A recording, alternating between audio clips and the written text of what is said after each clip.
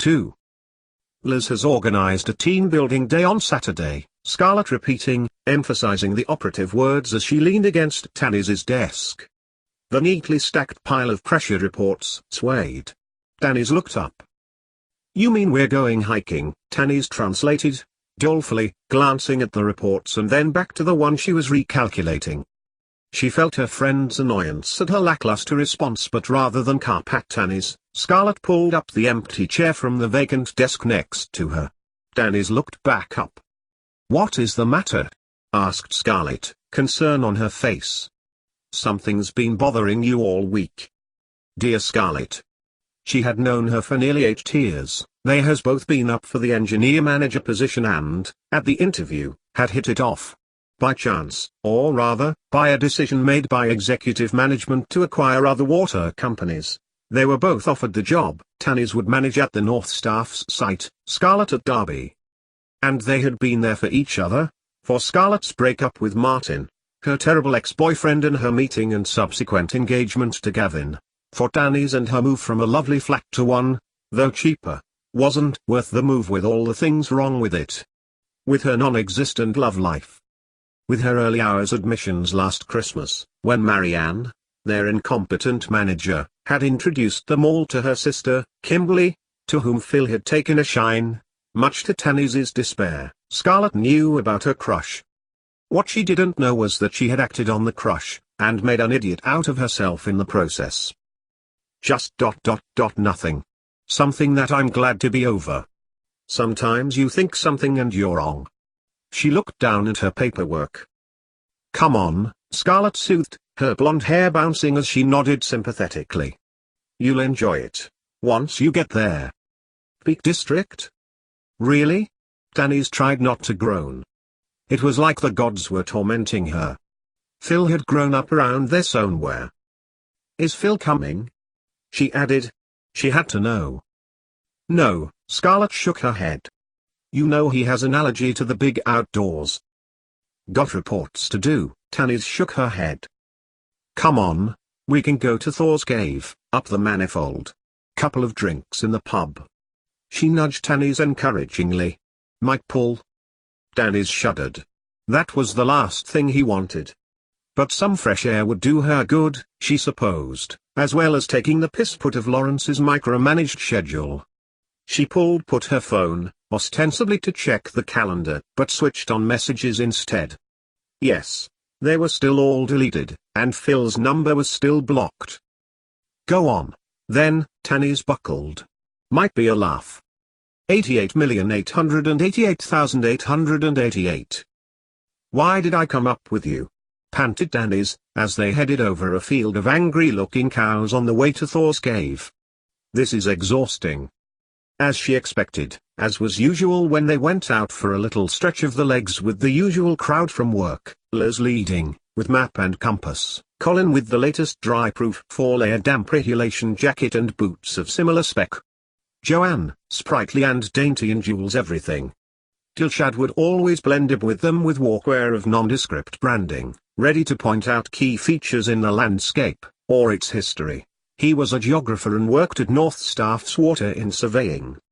Then there would be her and Scarlett, heading up the rear, Scarlett always walking at Tanis's slow pace, willing to take the piss out of Lawrence abd coming with her.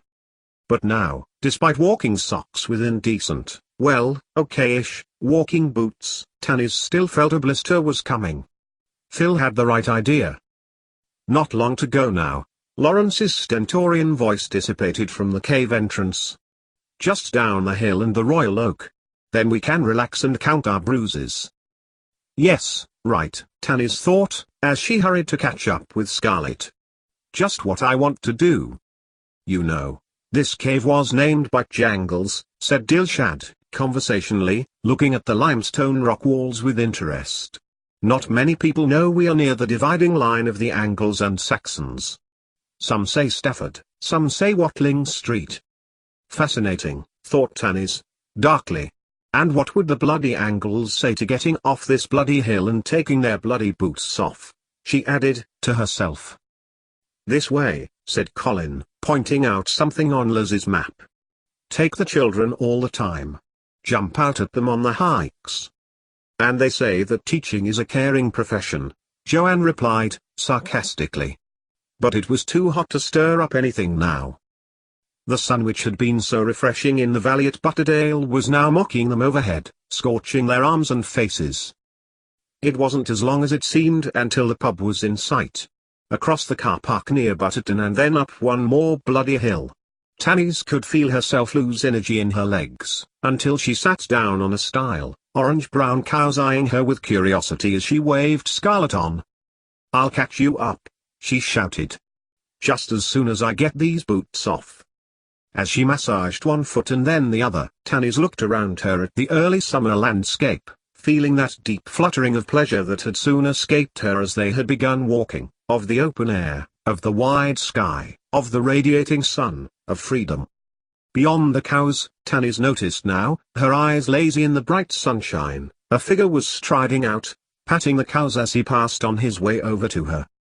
"Merlin," said the man, whose features she could still not distinguish even much closer up. Tanis raised her arm to shut her eyes from the sun. "Morning," replied Tanis, her eyes now adjusted, and before them a tall man stood, his pale hair bright in the sunlight. He must have been in his 50s, his face was crinkled, his skin tanned, his lean body clearly made so by work outdoors. By his ankles a tiny black and white collie yipped in excitement. He leaned against his thigh, waiting for her to speak. "Sorry," Tanis apologized, "I'm with a walking party." "Blisters," she added, as if that made it okay to sit on his fence. "They've gone to the pub. Which is where I should be going to," she thought to herself, he mind appraising the man in front of her. "Aye," he smiled, glancing down at her bare feet. "You a farmer?" "Aye." Tanis looked across to the animals, golden and smooth. To the little sheepdog jumping up by his master's leg. "What sort?" "They don't look like beef cattle." "That's 'cause they're dairy." "Guernsey?" Tanis looked out at them again, the picture in her mind that she had had since she was little, of cows in a green field, surrounded by valleys and mountains. "Can I see?" "Aye." He made his way back towards the herd. Tanis tried to get her boots back onto her blistered feet, leaned top far forward and fell face down onto the rough grass. Trying to recover, she stumbled over her lace, then caught the boots so long a limestone rock disguised under a tussock of grass. She fell heavily in front of the farmer, the sole coming away. "Sack the ballerina," he laughed, holding out a hand and pulling her up.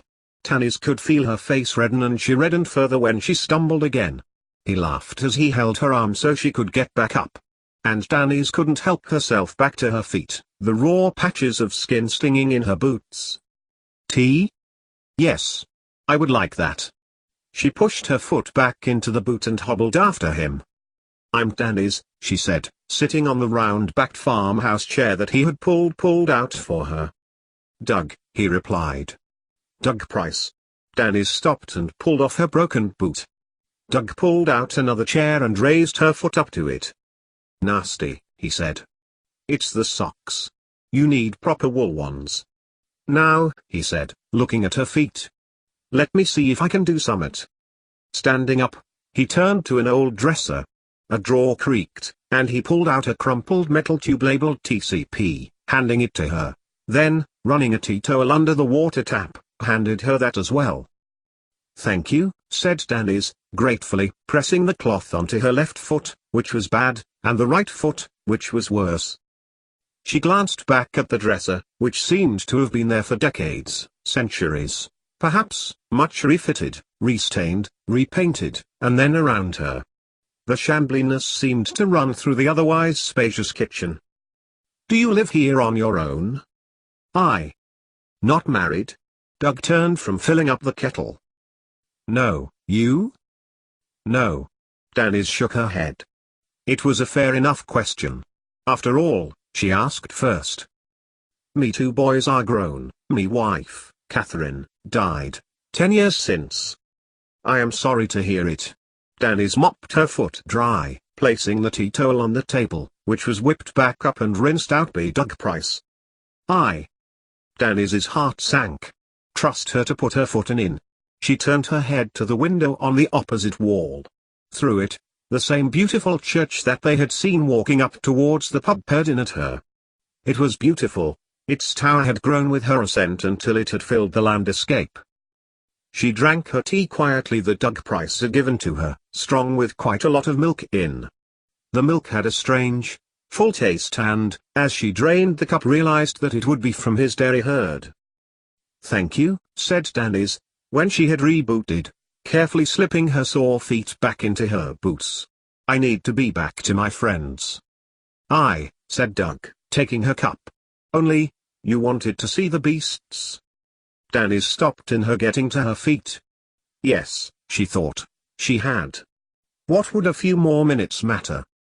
Just then, her mobile buzzed into life. It was Scarlett. "Where are you?" Scarlett asked, sounding concerned. "Just at the farm that we passed. I'm looking at the cows. They're about to be milked."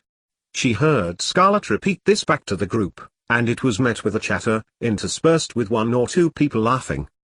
"I won't be long," Tanis added, smiling as Doug held the door open. "They're going to get milked, I think. Be up soon," she added, "and bye," before Scarlett could argue with her. "You're right," said Doug as Tanis crossed the flagstone floor towards the many-a-day patch door. "I have got to milk 'em now. Want to join me?" Tanis brightened. "Yes," she smiled, the sun smiling down on them both, "I would." The stalls in which the cows had herded themselves into was clean and bright. Large rigs on the outside of the pens housed the milking suckers. Doug attached them to the udders, and immediately the 6-gallon containers to which began to fill immediately with their creamy, yellow milk. He watched her face as she looked at the machinery, watched the pressure gauges, saw the cows, quite happy with the process, chewing on the grass provided for each one in the stalls. "And they make your money for you," said Denise, as Buzz barked at the half-closed door, the half that was closed being higher than his height. "Aye," nodded Doug, nodding, then stepped over to a tiny aluminium fridge that contained, as far as Denise could see, some small milk samples in sample tubes, a block of ice, a thermometer, and a small jug of what looked like the same yellow, creamy milk that the cows had just produced. "Taste," Doug invited Denise, handing her the jug. The milk moved beautifully, tiny globules of fat clinging to the walls of the glass of the jug. Denise nodded, and was overwhelmed by the texture and the taste of the liquid. It was like no other milk she'd ever tasted. It had flavor, body. It was alive on the tongue. "That's unpasteurized milk for you," Doug said, as Denise smiled at the drink. "Has a better flavor than the muck you get in supermarkets." "Can I come up at milking time again?" Denise asked, suddenly, as Doug took the small, glass jug from her. Then her face pinked at her forwardness. But the farmer, fixing another container to the line on the first of his cows, didn't notice, but said, "They got to be done in the morning," he said. "That's only 8 hours away." "Thanks for the offer," Denise replied, "but we're only here for the day." Just then, her phone rang. She took a few steps to the door, answering another call from Scarlett. "My friends," Denise answered, vaguely. "They're still in the pub." She then turned back round to face the door, the dark beady eyes of the little dog still waiting for his master eyeing her jealously. "Lucky that they can get a signal," Doug commented when Denise had ended her call. Then, she looked down. Scarlett had sent her a text message. "Where are you?" It screamed, silently. "At Clover Farm. Across from the pub," Denise texted back. "Clover Farm?" texted Scarlett. "Sounds like you are hanging about with the famous 5. "We're going in 10 minutes, Scarlett replied. "Staying," she said aloud, as she texted her response. "You're staying, eh?" said Doug, leaning against the stall door. "If that's okay for a while? I like your farm." "Morn okay," he laughed, tipping a little milk from each of the cow's milk into individual sample containers, before moving each of the containers of collected milk. He strode past Denise and opened the stalls. The cows trod past him, mooing gently as they made their way into the sunny open air. 8 hours and I got to milk 'em again, he explained, putting his hand out to remind Buzz not to come into the dairy, then made his way up the path back towards the farmhouse, throwing some seed to the hens as he went inside, holding the door for Danny's. In a pen across to the other side of the farm, small brown faces looked at her. "The calves," said Danny's, "will they be your dairy cows too?" "No," Doug replied, taking up a tobacco pipe from a shelf near the draining board. "They're not part of my herd now. They're sold to a farmer up in White Peak." "More tea?" Danny's nodded, smiling at calves again. "So, what's the real reason that you don't want to be with your friends?" he asked, as he lit the gas on the small hob next to Aga. "If I were there, I may have to see someone, or at least hear about someone I thought was a friend, but wants nothing to do with me." Danny's looked away, this time heat streaking across her cheeks. "I? A fella?" Doug took the 2 mugs from earlier and added tea bags to them, pulling out milk as the water in the kettle moved around with increasing vigorousness. "Yes," Tanny nodded. "I made the mistake of telling him how I felt about him." "Doesn't matter." "It matters to you," Doug smiled, pouring the water on the tea bags then adding the milk. He passed Danny's her tea before leaning against the sink, sipping his own. "It mustn't," Tanny's shook her head, then changed the subject. "You have a lovely place here." "It's good in the summer. Damn well freeze the hide off your back in tea winter. Got this for then," he added, gesturing to the Aga. "Makes the place really toasty." "And your sons?" asked Danny's. "Grown," Doug nodded. "Peter's a solicitor. Don't like it much. Does a lot with evictions. Don't sit well with him. His brother's an engineer." "Like me," said Danny's. "Ah?" Doug mused, then quickly crouched down, turning to the under-sink cupboard. "In that case, got a job for a year." He hauled out a case, with a large handle, that seemed like it'd stick out at 90 degrees. "I'm not that sort of engineer," said Danny's apologetically, but, she bent her head and looked at it, with interest. "Looks like some of the teeth are broken." She looked up and Doug smiled. "What's it for?" "Cow's feet, grinding down hard hooves." He picked it back up off the table and rehousing it in its cupboard again. "You can get electric ones, but that was my granddad's. It's been in use for more than 80 years. "How long have you lived here?" asked Danny's, ginishing her tea. She held it in her hands, the residual warmth seeping into her fingers. "All me life. Been in the family a long time, at least 100 year," Doug replied, offering his hand out for her cup. "It hasn't always dairy. Me granddad raised beef. But ts more money in dairy these days. Folk want year to practically give your meat away." "And your sons? Will they carry this on?" "No," Doug shook his head. "Nah, it'll be the end after me. Neither lad want to do what I do. Both want fancy houses, fancy cars, modern life. They visit Sunday times. Summer, Christmas, Easter, and they help with the carving." He looked affectionately out of the window at the calves in the stall nearby. "That's a pity," said Danny's, "a real pity." "Aye?" Doug raised an eyebrow. "Not many want a farmer's life. Not many want to give up their comfortable lives." "I would," Tannis murmured. "You would?" "In a heartbeat. To wake up to that view, every morning." "Aye, you say that now," Doug smiled, "but the winter is harsh. When you have to get up at 4 and break the ice often the top of the water troughs, and in and out even on Christmas Day. There is no let-up, no holiday. But there is open air and clear, quiet countryside," enthused Danny's. "There's doing it for yourself, and feeling the soil under your hands." "Aye. Do you come from farming stock yourself then?" "Me? No," Tannis shook her head. "Then you don't know," snorted Doug. "Oh, I mean you're thicker you knew. But, well." He trailed off. "Maybe," conceded Tannis, glancing at the door. "Well, if you ever want to give it a try, I could always do with the help." "Do you wait up for the cows then?" asked Danny's, "or set your alarm clock?" "Alarm. Just in case. I couldn't leave 'em long after their time, wouldn't be fair. But before Tanis could answer that she would love to come over again, her phone went again. Look, I'd better get back to my friends, Tanis nodded, and Doug obliged by leading her the way out, leaning on the gate by the road, the pub across from it. Yes, there were her friends, packing Joanne's 4x4. Come again, he said, smiling, and holding out his hand.